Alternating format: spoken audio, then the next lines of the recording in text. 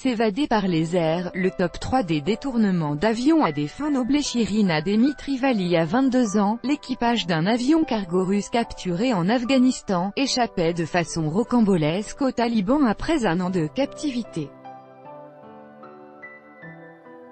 Sputnik rappelle les plus spectaculaires évasions par les airs dignes du cinéma d'action.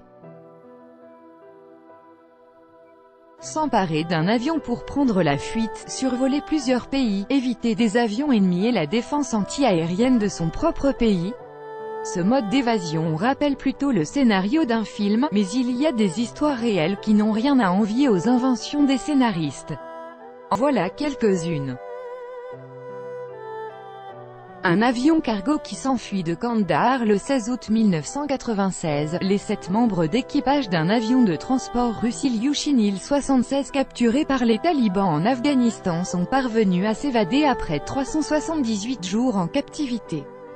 CCBYSA 2.0, Wikipédia, Aero Icarus, Airstan Ilyushin 76, RA76842, April 1995 en ACV, 5 403 160 760, Ilyushin Il-76 TD 4 mois avant d'être capturé par les talibans. Cette histoire a commencé le 3 août 1995, lorsque l'Il-76 TD transportant des munitions pour les armes d'infanterie de Tirana, Albanie, à la base de Bagram à Kaboul, Afghanistan, a été forcé d'atterrir à Kandahar, un bastion des talibans, synonyme de terreur pendant de nombreuses années.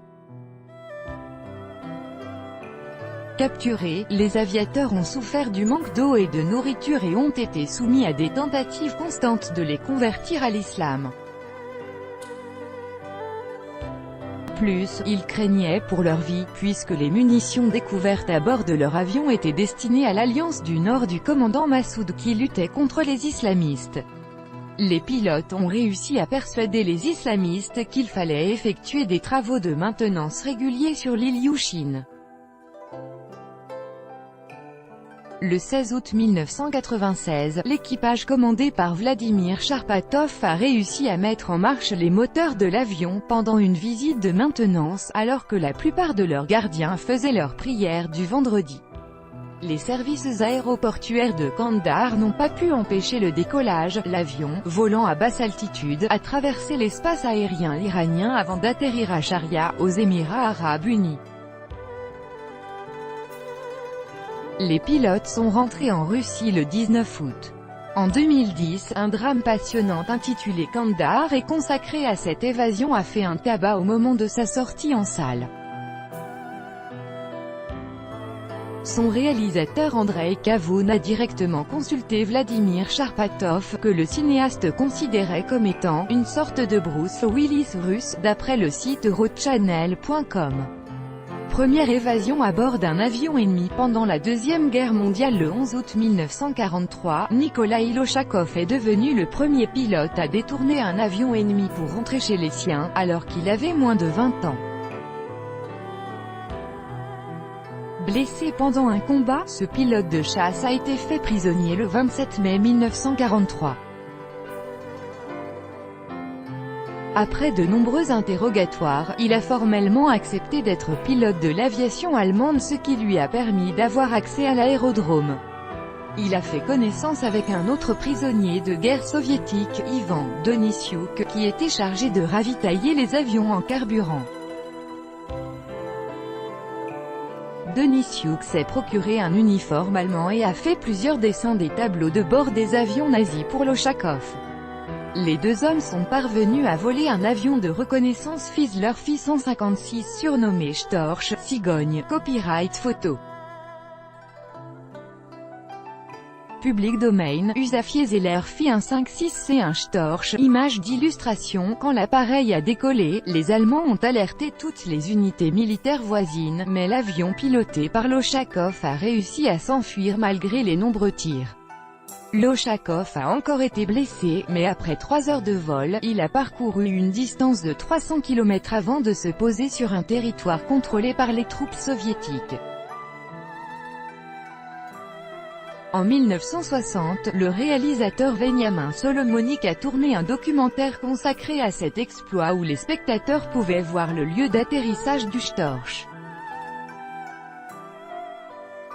Cette histoire a également inspiré le réalisateur Grigory Tchoukrai qui a créé un film intitulé Ciel pur, 1961. Évasion audacieuse d'un détenu de camp de concentration le 8 février 1945, un groupe de 10 prisonniers militaires russes dirigé par le pilote Sergueï Deviataïev s'est évadé au nez et à la barbe des nazis à bord d'un bimoteur Heinkel S-111 de la base d'essai de Peenemünde située sur l'île côtière d'Uzdom, en mer Baltique. Copyright photo. Public domaine. Heinkel S-111 Deviataïev a été fait prisonnier après que son avion a été abattu en juillet 1944 dans un combat près de Lvov. Il est passé par le camp des prisonniers de guerre de Łódź, où sa première tentative d'évasion a échoué en août. Condamné à mort, il a été envoyé au camp de concentration d'Oranienbourg-Sachsenhausen où il a réussi à se procurer le numéro de matricule d'un autre détenu, un enseignant tué par les gardiens. Plus tard, il a été envoyé au laboratoire militaire de Peenemünde avec d'autres détenus. Et il y a réalisé un nouveau plan d'évasion. Deviataïev et ses complices faisaient partie d'un groupe chargé de camoufler les avions sur l'aérodrome de Peenemünde. Ils ont mis des jours pour étudier les habitudes du personnel. Le jour J, ils se sont emparés d'un Heinkel, tuant une sentinelle.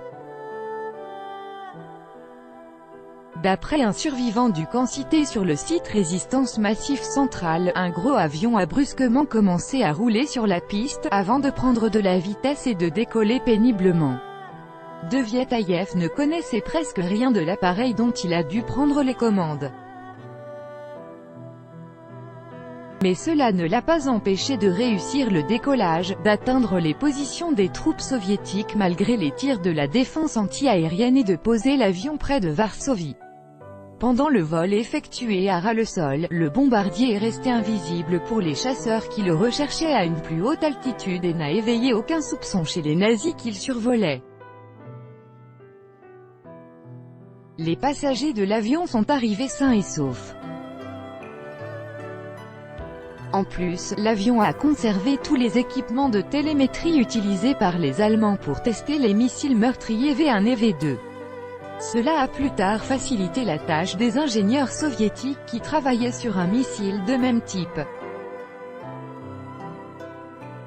Deviataïev, qui a révélé au service de renseignement de son pays la vraie position de l'aérodrome de Peenemünde, aurait même changé le cours de la guerre.